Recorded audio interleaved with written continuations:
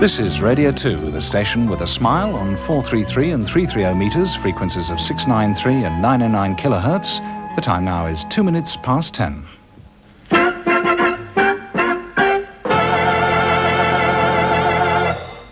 This is the BBC, presenting the show with 10 legs and Eddie Braben. He can't come, he's very ill.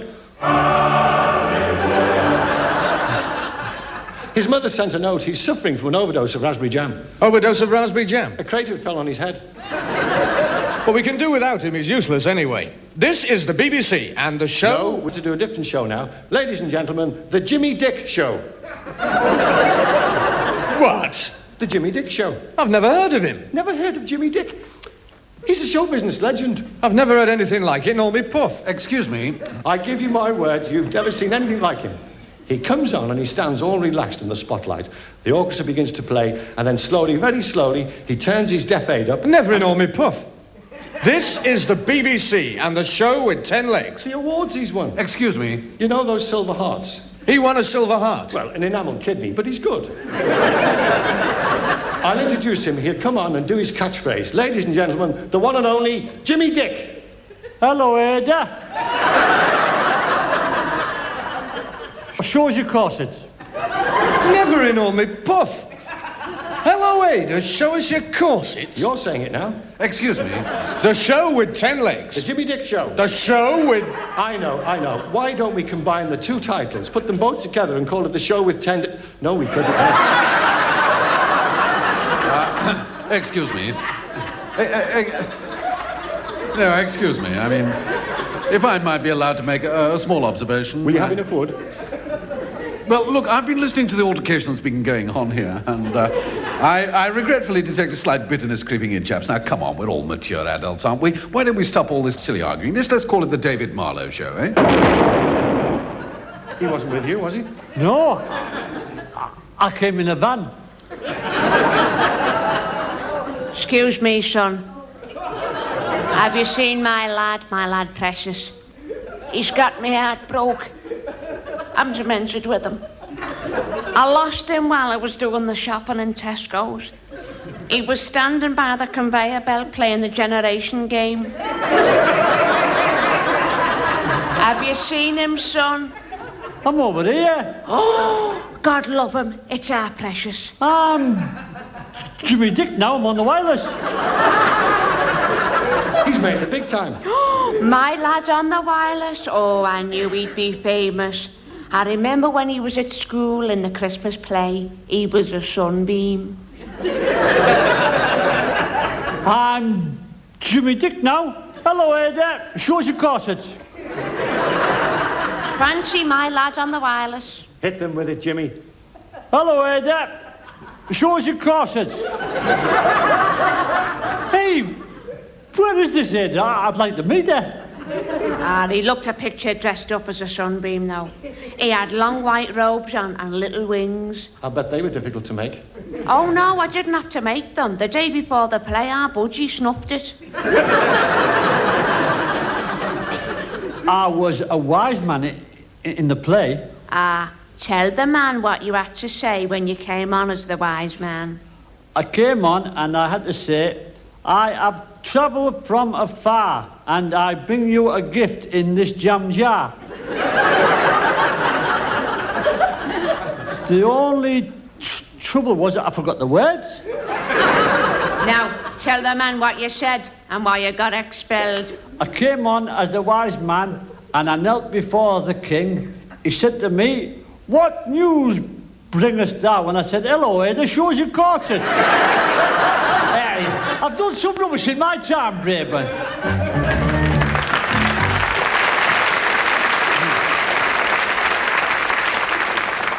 We present...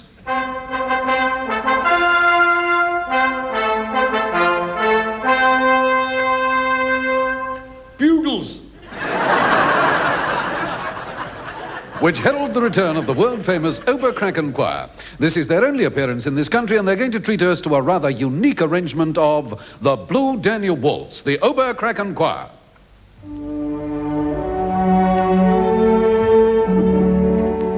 Bob. Malcolm. Oh, Bob. Malcolm. Me does. Exams. Me does. Exams. It's blocked. Sniff this. Me does. Sniff up. Again. Again.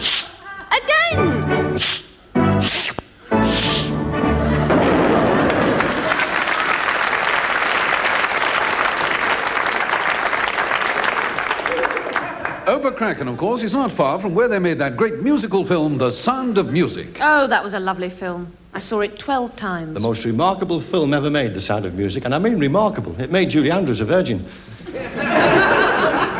Some great stars in those Hollywood musicals, Doris Day, Barbara Streisand, are very popular. Big draws. You probably know them better than I do. My favourite was Flash Gordon. I was doing an impression of Flash Gordon once, and a woman sent for a policeman. I've written a film. More rubbish. It's good. What's it about? It's a bit strong. How do you mean, strong? Well, perhaps the title will give you some idea. The Night of the Big Urge. That's disgraceful. Here, what happened? A husband and wife are sitting at home one night when the telephone rings. Oh, will you answer that, Beryl, dearest? Yes, Nigel. Hello? Oh. You want me to what? Put my white shorts on? Oh, I couldn't do that. Well, I never. I know you have. Who is it, dearest? In a moment, Nigel. You were saying? I don't know where you get the energy from. In the park. You'll be worn out in the morning. Well, it's no wonder your back's bad. Will you go and have a lie down? Bye. Who was it, dearest? Mummy, she's been out jogging again.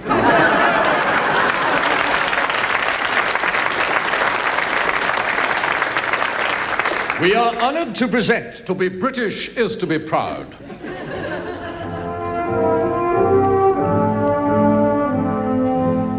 To be British always was and still is to be proud. A pride in our thriving present. And a pride in our glorious past. Let British heads be held high as we consider our heritage. A heritage unequalled by any other nation. A heritage steeped in tradition and achievements which have shaped the world. The rest of the world looks with some envy at the sons of Britain and the contribution they have made to civilization. Let us not forget that Britain gave the world penicillin, The steam locomotive, television, the jet engine, and without doubt its greatest gift to the world as we know it today. British knickers. The voice of Dame Penelope Frostgossett, curator of the British Knickers Museum. Good evening. The history of our knickers is fascinating. How did they come about? Let's try to get to the bottom of our knickers. They were invented 250 years ago in a tiny country village, home of Roger Pullum.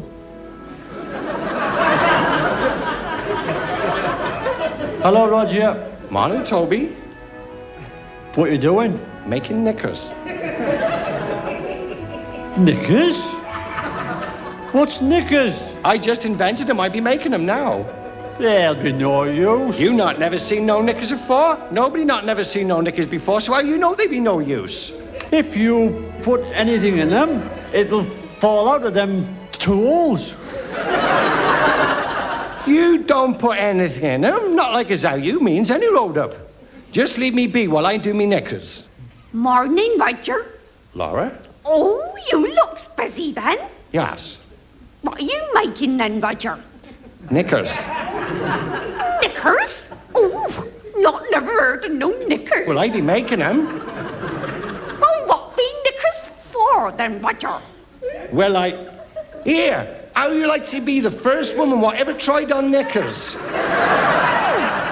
I asked to wear 'em, do I? Yes. Oh, Well, hand him over. Something wrong, Laura? Well, I could get me arms in, but there's no hole for me head. You don't not never put no knickers over your head, you daft old milkmaid.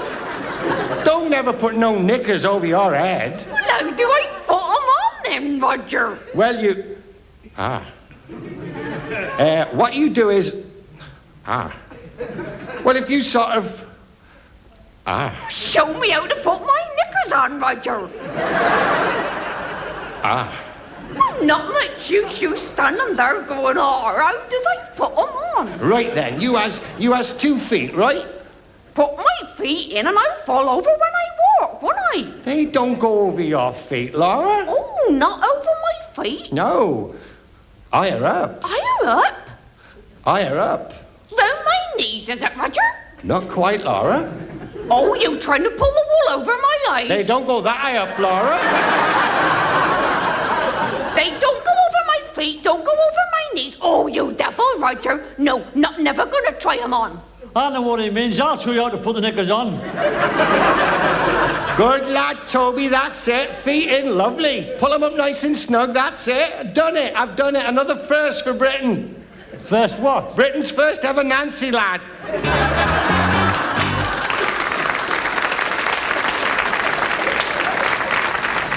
The train now arriving at platform 6. Nora? Not talking to you anymore. The train now arriving at platform 6. Is there something wrong, Elsie? The station announcer. She's my wife and she won't talk to me. I say. Nora? The train now arriving. Ask him what he called my mother. What did you call her mother? Fatty Bum Bum. The devil you did. The fatty bum bum now arriving. Now look what you've made me do. You've ruined your chances now, old boy. She's the most beautiful woman you've ever seen. Fantastic figure. She's a belter. Nora! The train now arriving at platform 6. Hello, Nora, my dear. What do you... Oh. Hey. Nora!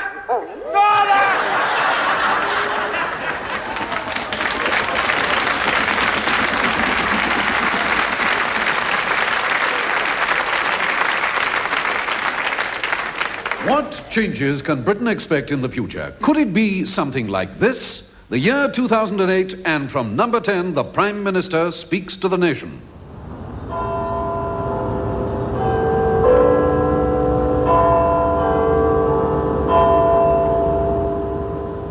And a very jolly good morning to you this evening. I am talking to you now as the Prime Minister of Greatest Britain. What you are asking, what is our damn topping Prime Minister talking to us about from the wireless radio? I have some topping jolly news for you. Next week I am going to open the very first English takeaway. God bless me and good morning.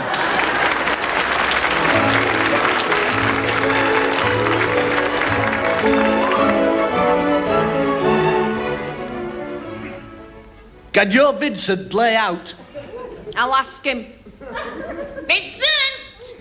It's Harold. Hello, Harold. Are you playing out? Okay. And you'll be back in 10 minutes for your supper. I'm not going to be an adult when I grow up.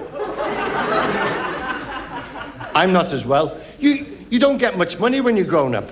I know. My auntie has to save up to buy semolina, jelly and custard. How do you know? I heard her telling my mum she was in a pudding club.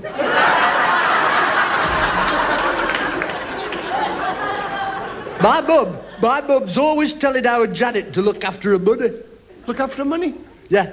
Every night when our Janet goes out, my mum shouts after her, and keep your hand on your holiday money.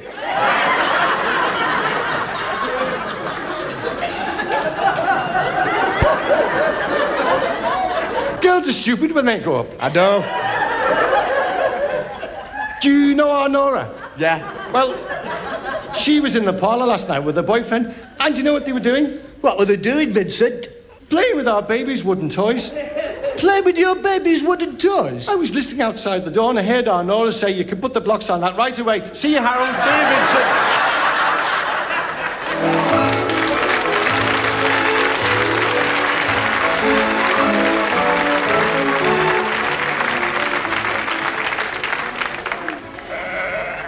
And it's the final programme in our Shepherd of the Year series.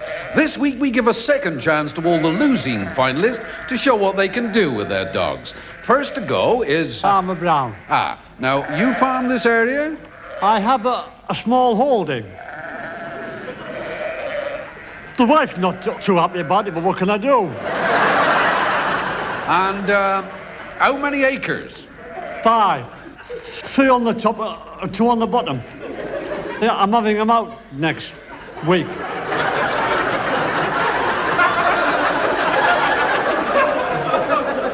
And what do you grow? Tired. Now, I am just looking at the marks the judges gave you on the last occasion you entered this competition. Not very impressive, are they? It was a dog. The dog? It was afraid of sheep. A sheepdog that's afraid of sheep? Yeah, it could only happen to me. I once had a goldfish that couldn't swim. Yeah, well, we're not concerned with goldfish. These are sheepdog trials. I bought a new dog. Good. I'm going to try him out on these sheep now. Well, good luck. The only trouble is, he's deaf. Just get started. Are you ready? Yes. Go. Eel! Eel! Flaming eel! Come back, you back! Well, they've disappeared completely. I won't get very good marks this time, will I?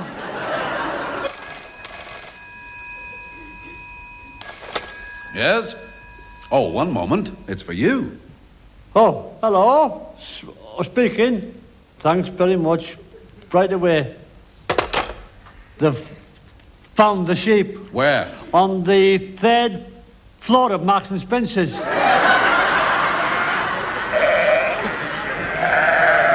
Right, you're next. He didn't do very well, did he? I mean, it's a bit daft, that one, isn't it? You can start any time. Daft him. Rounding up sheep with a deaf dog. I got a better sheepdog than him. Collie? No, I just had me dinner. Daft he wasn't, no mistake. Show him a thing or two, I will. And just you watch this now. Right, we're all watching. You ready? Ready. Go. Prince, come on, boy.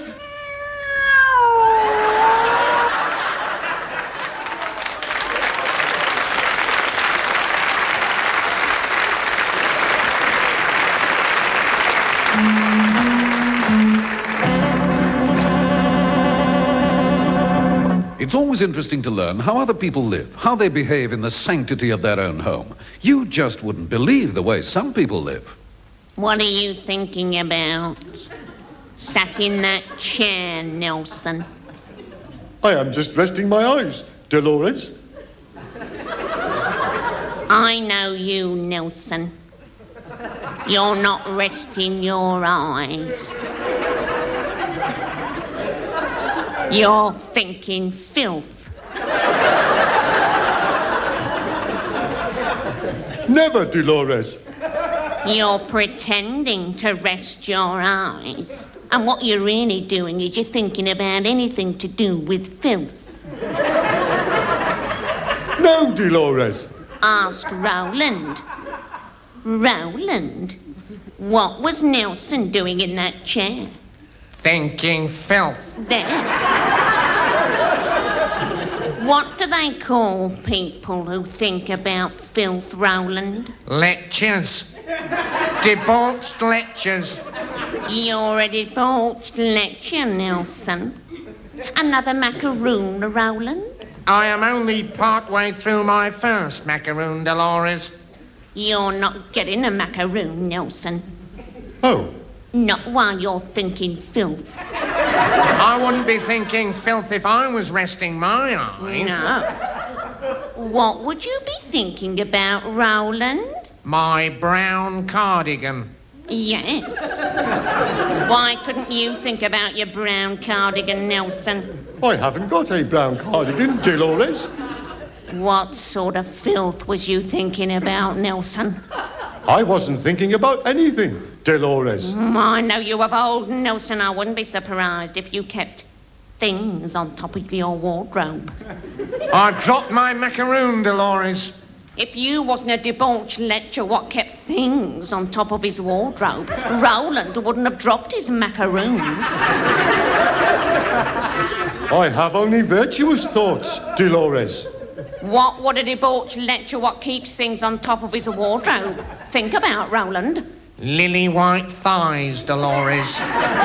Lily white thighs, knees what he could fondle, and girls with no vests on. Oh, I dropped my macaroon all over the floor, Roland. His fault. Oh, debauched lecher he is. Oh, I'm going to bed.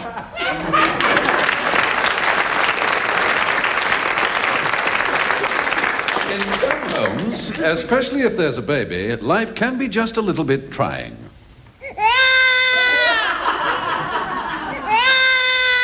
Poor little thing there now. Every night this week. Shh. Oh, poor little mate. I'm worn out.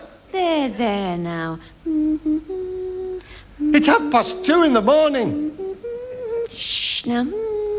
Oh, I can't stand much more of this. Will you put me down and go and see to the baby?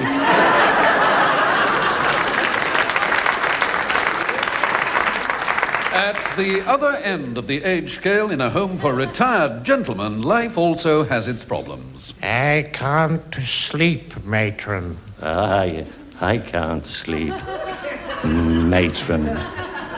I can't sleep, matron. I can't sleep, matron. I'd better get up and go back to my own bed.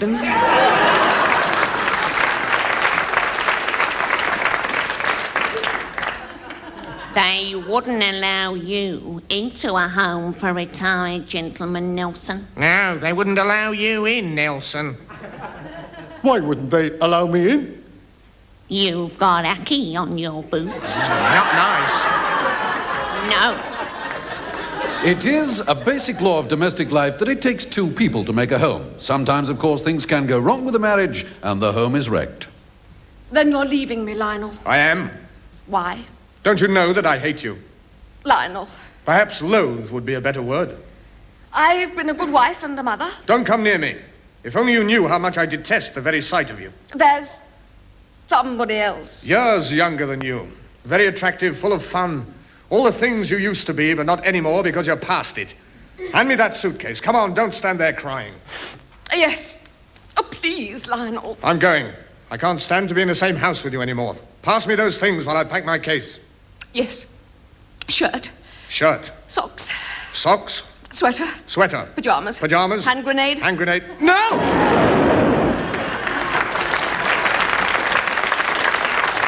And what is home like for the complete bachelor? A true bachelor. A man who doesn't need anyone because he enjoys his own company. Fancy a cup of tea? Pardon? Do you fancy a cup of tea? Just had one. This room could do with redecorating. It was done last year, don't you remember? Oh, yes, I do now. Have you fed the dog? Half an hour ago. What did you give it? The cat. Are you fed up? A bit. Put the telly on. Nothing on a Tuesday. Magnus Pike's on. I don't like him. I do. Fancy getting paid for waving goodbye to yourself? I'm going to put the telly on anyway. Don't you put the telly on. I'll put it on if I want to. Don't you dare. Don't push me. Push you if I want to. I'll belt you one in a minute. You lose army. Just me. Try it then. I will. Hey, what's all that noise? We live next door and you're driving us mad, isn't he? Yes.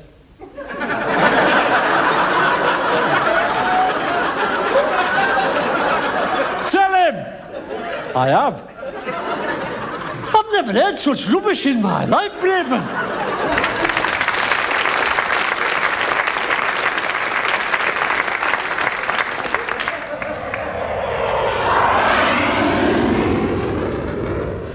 Good morning, this is Captain Cazenove. Welcome you aboard Flight 157 to Bahrain.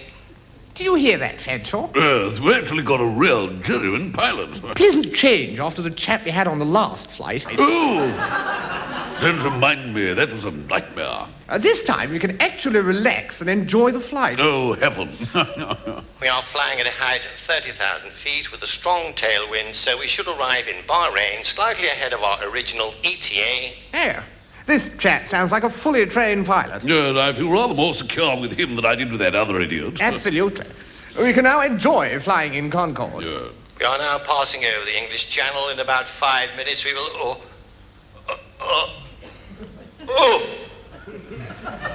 Hello? This is your reserve captain speaking. Oh, no, it can't be. It's him again. Hello? This is your captain speaking. Your other driver is feeling a bit umpty. Do not worry, as we are all fully trained, and I would like to welcome you aboard Concussion. It's Concorde, Douglas. He doesn't even know the name of the plane he's flying. Tell him about the refreshments, Douglas. Hello? This is your captain speaking. Should you require refreshments, I've got a few crab sandwiches left. He wants us to eat his sandwiches. This is outrageous. They get their refreshments off the air hostess, Douglas. I thought she'd gone to have her feet done. She's on board, Douglas. Well, I'll tell him. Hello?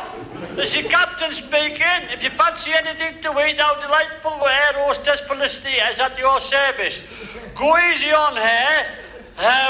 Plates of meat are given a jiff. I shall need something to see me through this flight. So will I. Miss, 2 very large brandies. I'm on me break. Oh, my God, me feet are knackered. I am with the British Embassy. I'm with the CBI. Well, I'm with the co-op, but I don't go round telling everybody. I feel so helpless. I'm wore out. God, my fella, he had me up half the night looking for a flea in the bed. Hello? You'll never guess who this is. Tell him you're making an approach, Douglas. This is your captain speaking. I am now beginning an approach to Bahrain. At last. I never thought we'd make it alive. If you look below, you will be able to see Bahrain with its magnificent tower. Also the Golden Mile and the Pleasure Beach.